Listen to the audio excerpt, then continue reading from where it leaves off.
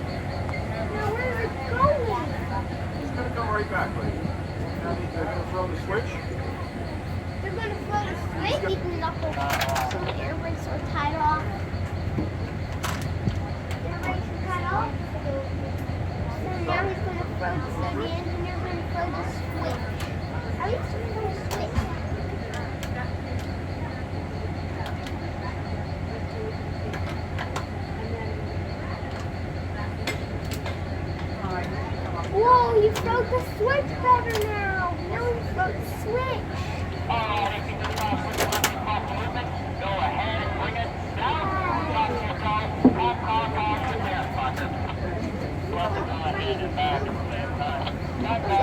Can you see that guy for the switch guy? That switch is on one and that's the G percentage.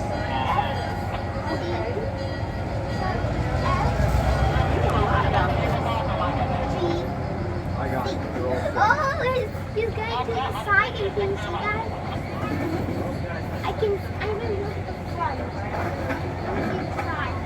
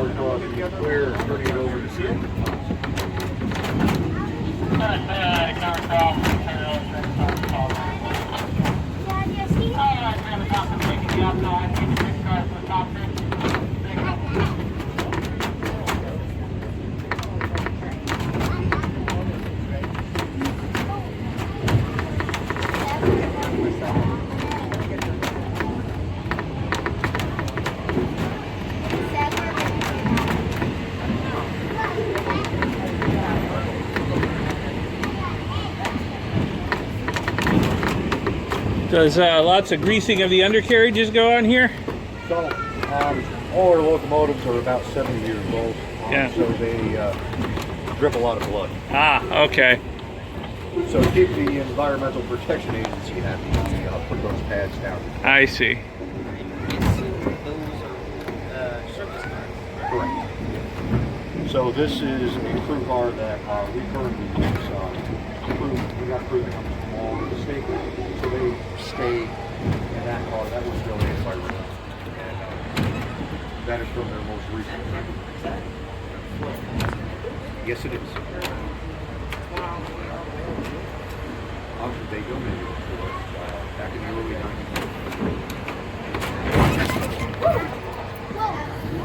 Even that's a little steam engine too in the back? Yes. That was donated by the city of Orlando. So old that thing. It's so rusty. Yeah. We are in the process of cosmetically restoring that. Okay, thanks.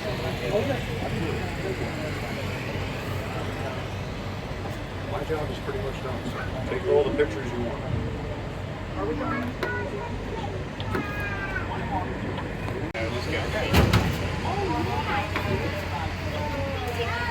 Yeah.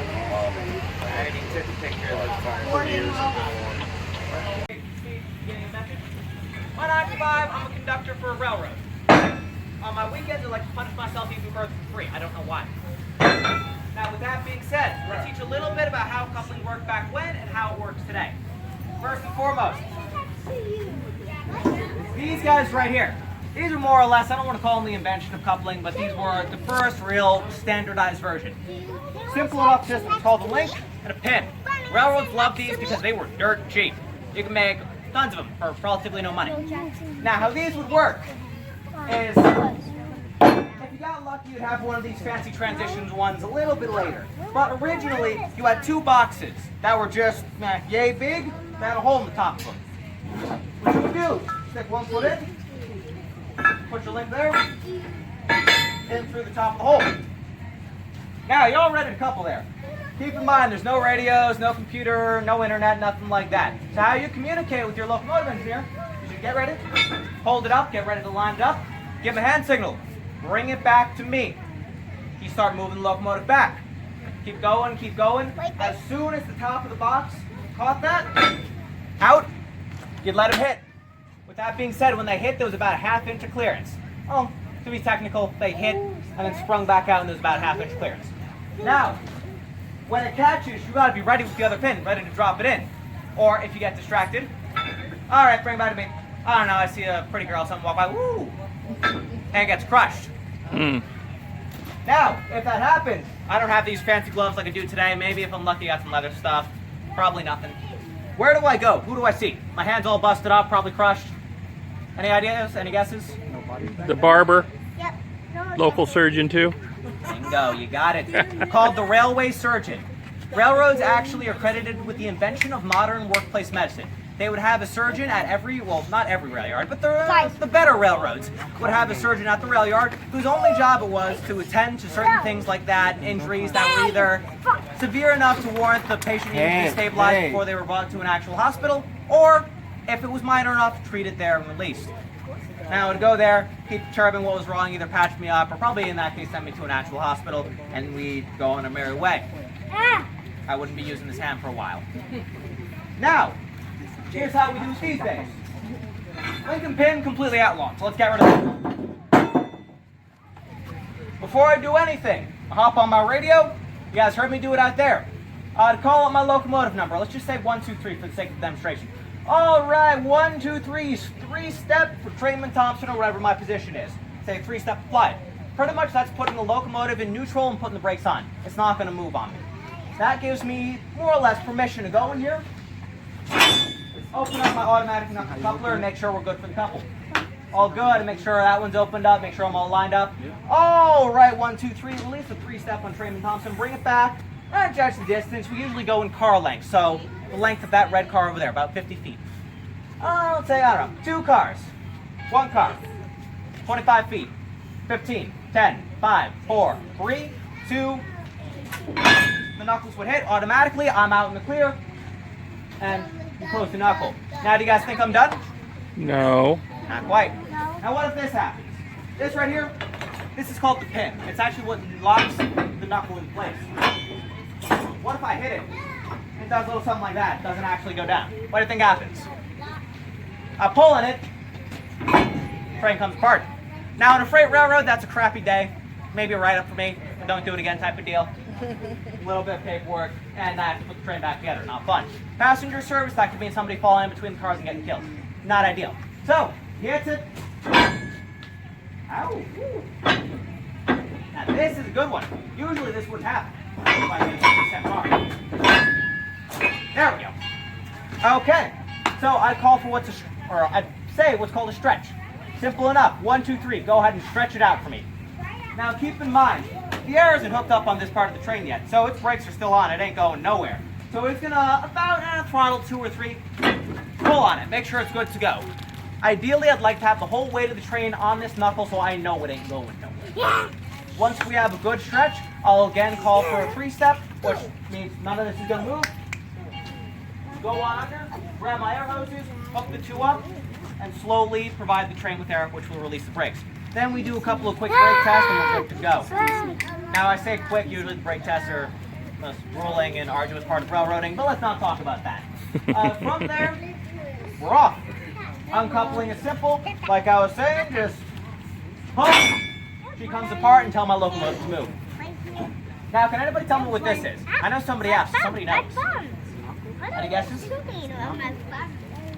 Is it like a yard engine or? Sort of, kind of. This is what's called a speeder. This is primarily meant for track inspectors and maintenance crews. So if you had a job that was, let's say, not big enough for a full locomotive, full of supplies, let's say I need to replace a couple of these railroad ties. I don't want to bring a full locomotive with cars and this and that outright. I need something that's just going to hold my guys, hold my tools, and hold my materials. So I take a small, they're called trailers. They're just little, more or less, some chicken wire on wheels, for lack of a better word. I'll pile my guys up, climb on, and go where I want to go. Saves a whole bunch of fuel, a lot easier, and in the event that we're not out when we should be, it's a lot safer for the next train to come through. You guys catch my drift. Now, the cool thing about these, as these were sort of like, the nickel and diamond company made these. When you bought one of these, it would be this, down, nothing else. If you wanted windows, that was an upgrade. Windshield wipers, upgrade. Headlight, upgrade. Roof, upgrade. Handrails, also an upgrade. So these were, despite being the same one all over a whole bunch of different railroads, they all look differently because every railroad had their individual flavor and style of ordering them. Now, you guys see those little silver things up front? It looks sort of like handles, right? That's because they are handles. Now, like I said, way back when, we didn't have radios. There was nothing, really to communicate. So, my yard master, dispatcher, whoever, they give me, hey, you have in between this milepost and this milepost. Be out of here by this time. Check my watch. Oh, I gotta go. So there'd be a set of parallel tracks, usually at the milepost. If I was alone, I'd have a wonderful job. Pick that up, walk it around, and push it off the back of the track. If I had a couple of guys with me, the process became a lot easier. Now, if I got lucky, there would be a phone at the end of that little track that's off into nowhere. Hey, dispatcher, I'm clear of all the track. Go ahead and let her pass. Train goes through. I hop back on my merry way. Otherwise, I sort of just waited out, and they hope to see me at the next station. If I miscalculate, something goes wrong, if I just miss that particular stop, yeah, I'm out for a fun day. But the train comes rolling through at about 50 to 60 miles an hour. Now, I'll let you guys browse. If you have any more questions, let me know. I do highly encourage you to check out that side of the field, check out some of our other equipment. A lot of that isn't restored yet, but if you have any questions about what it's going to be or what it currently is, feel free to let me know. Okay. Thank you. So sorry. Question. So that's illegal now, Highly. but you still have the hole for it there. Yes. So this one's not in service. If this was in service, we'd ideally replace this with a more modern version. Oh, okay. Yep, this one's used for demonstration purposes. There are actually a couple of railroads that have the full box set up, good to go. I was wondering if it was because you had to occasionally pull old cars or something. I mean, that's sort of a difficult question. So legally, no. We Okay. don't do that. But with Okay. that being said, if there's a museum somewhere that has to, they make it as safe as possible. Okay. The reason this one's like this is this was a logging locomotive. These were extremely popular in logging locomotive or logging railroads until the very end because they were cheap, and if you lost one, it wasn't a big deal. On the woods, actually, that's where we found those two. Okay. So this could handle normal cars that were more modern, or it could handle the old log cars where using like a pit system. Okay. Thank you. What do you got? Oh, actually, I got the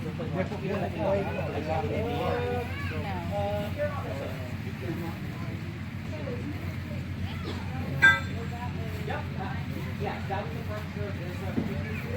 They were I don't know, but our yard smells a lot like that after the hurricane too. So it's some sort of rotting, mucky smell. My yard just kind of smells like dead fish. I think that's from the shell. But it's got this kind of smell to it too. Yeah, I'm watching. I'm not going to fall down the hole.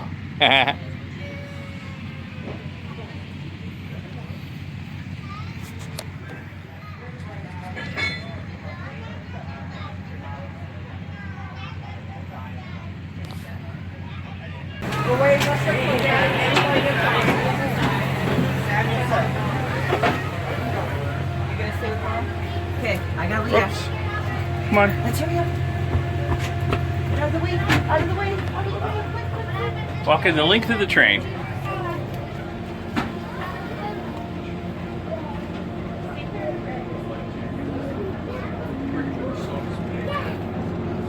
Now where was I? All the way to bed.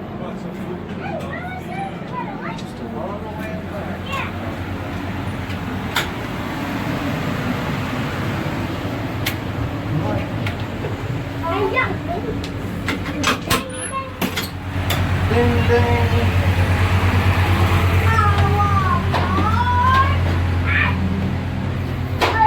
Come on, come on. Catch up with the wife up there. Yay! A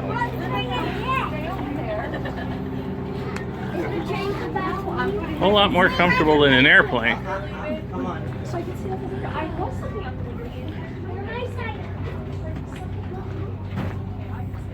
Nathan, back a little bit.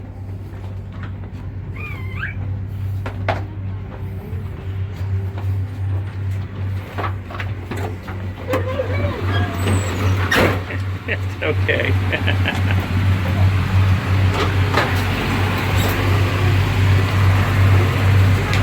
Gotta push hard. I guess so. Yeah, there we go.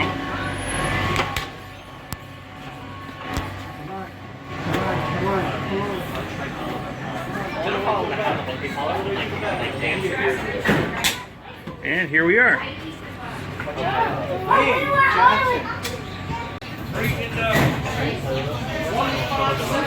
Heading back to Parrish. There's an open table downstairs.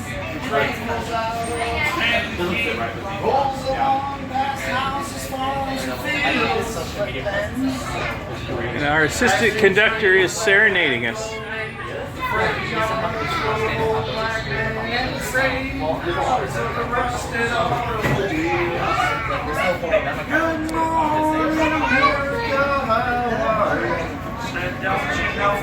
Hey guys, everything okay over here? So I landed in my car, drank down my swallow, smoked a cigarette, and asked me for a light. Here got deathly quiet, and his face lost all expression. Said if you're gonna play the big boy, you gotta learn to play it right. You got to know when to hold it. Know when to fold them. You gotta learn this, brother. Know when to walk away. Know when to run. You never Count your money while you're sitting at the table. There'll be Time enough for counting when the dealing's done. another one singing weather's fine. All right. Yeah.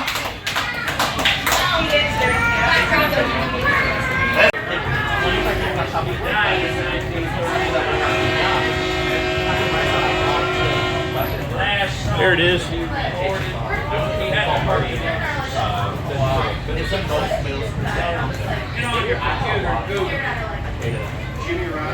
Rogers.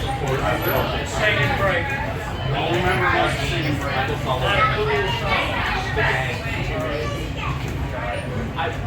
One of the things that never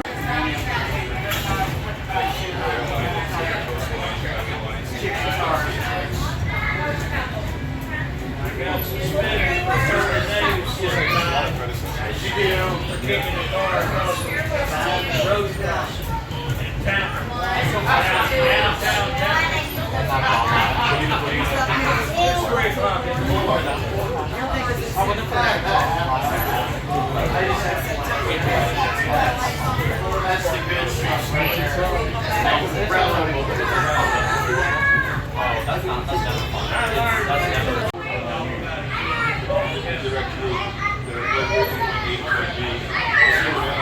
So to be being Something fascinating about one way to the other. But so it's being competitive. memorizing, mesmerizing, Same territory. So intoxicating, dare I say it. and just by their luck, I've been in business.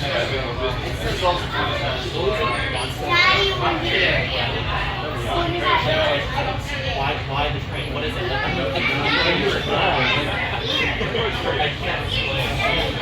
youngest one just got in. Yeah, that's what airline means. Directors, when they got in, nothing to do with sheets. Just before that means. I don't have a car.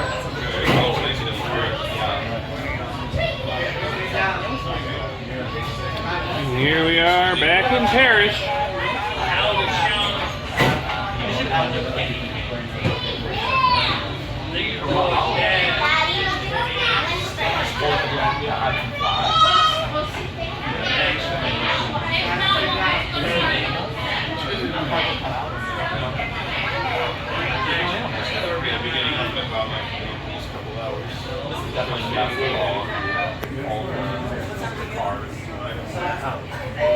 I like